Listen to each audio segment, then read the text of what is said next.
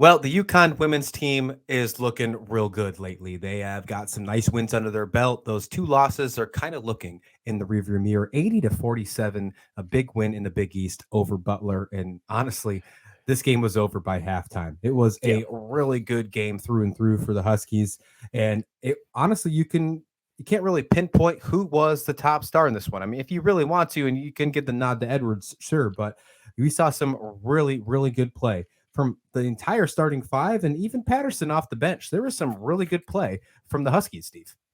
Yeah, you just stole my thunder, so I have to try to Uh-oh. come up with something else to go that way. But what jumped out at me is that UConn just continues to push the pace of play. Now we were, I don't know that we were critical. We were just pointing out the last Mm. two UConn games that we recapped that turnovers were really becoming a problem. Sure, yeah. And and Geno Auriemma was really concerned about how many turnovers they did. Now there wasn't a reduced amount of turnovers here in this game, and on the other end of the thing, they forced 22 turnovers. Again, Butler just cannot run with the Huskies. They just can't. It's not that they're a bad team, but they just don't have the caliber and depth of talent that UConn has. But UConn, because they were forcing the play, they had the 22 turnovers, but they had 18 points off of fast breaks off of turnovers. And that wasn't just the only points they had in transition, but they literally had fast breaks right off of the turnovers. So I think that was a really good sign. They did reduce it. What did they have? 13 or 14 turnovers in this one? 13, yeah. 13. Yeah. So that's four. I mean, so that's four below what their average has been so far for the season.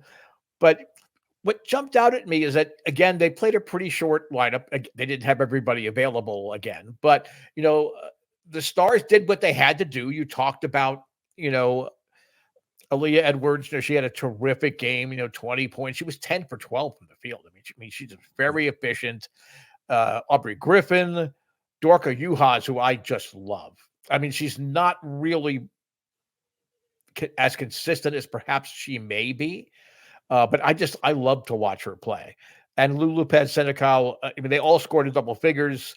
Moole, again, distributing the ball well. If she had 13 points to go with her 6 assists. And then I always look at her assist line and say, it had to be more than that. It just seems that it had to be, she had to do more than that. But even like, guys that came in and only played for 5 minutes, if they made some significant contributions. Betancourt, I can't remember her first name, but she made some nice passes. She had 3 assists. She made some nice passes. And I thought that Amari DeBerry, I'm surprised she doesn't play more. She's a good rebounder. She really does know how to position herself and deny penetration in the paint. I'm surprised she doesn't play more. But again, she would probably be starting on 99% of the teams in the country. And at UConn, I mean, she's coming off the bench, but I thought she stepped up at a time, only played about 5 or 7 minutes, but she grabbed 3 rebounds in that time and did a real nice job, denying any penetration. So UConn, I think, did what they had to do in a game like this. I don't want to say they were working on some things, but they just played to their strengths. They didn't let up. Obviously, they're not going to be extra cautious to try to cut down on turnovers. I think they were just a little bit smarter. And against a team like Butler, they could take a little bit more chances without the risk of having that turnover come back and bite them.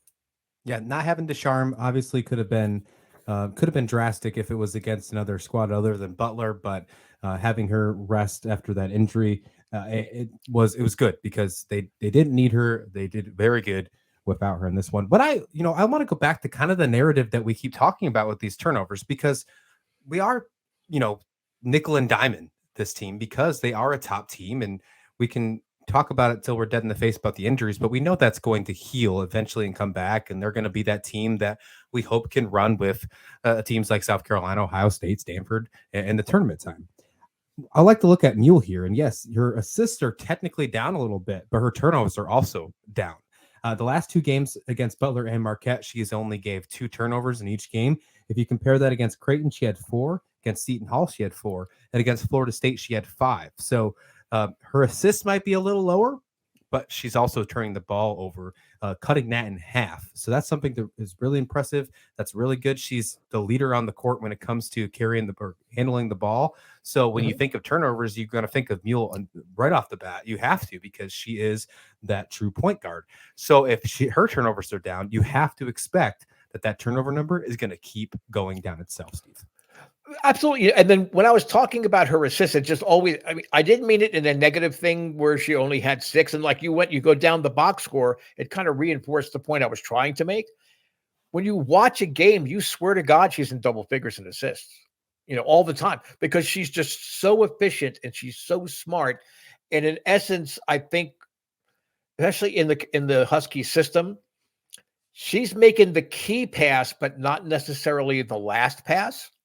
So I think that's where her assists also get distributed. Not only is she distributing the ball well, the assist totals are being distributed because she's making the critical pass that has to be made, and then that sets up the next one of her teammates to then dish off the ball for an inside shot to Edwards or out on the perimeter. So it just amazes me that her total is so low. But again, she is the ultimate point guard. I mean, yes, it's nice to pile up assists, and it looks flashy, for your Ken Palm, analysis of what somebody's playing like. But she is the ideal atypical point guard. I mean, she is somebody that I could see going up against men's teams and still be able to get the job done as far as distributing the ball. Yeah, absolutely. I agree. As for UConn, they take on UConn. Or sorry, as for UConn, they take on Xavier on Thursday at 7 o'clock Eastern time. Xavier is coming off a dreadful loss, a blowout loss to Villanova on New Year's Day. Villanova is a pretty good team right now in the Big East, but I think UConn's going to be able to take care of this one. This could be another game just like the one they had against Butler, where we can see a nice, diverse movement of the basketball. What I'm going to be looking forward to is, can we get that turnover number is lower than 13? Maybe can we get it in single digits? That would be a fantastic feat if they can do that against the Lady Musketeers.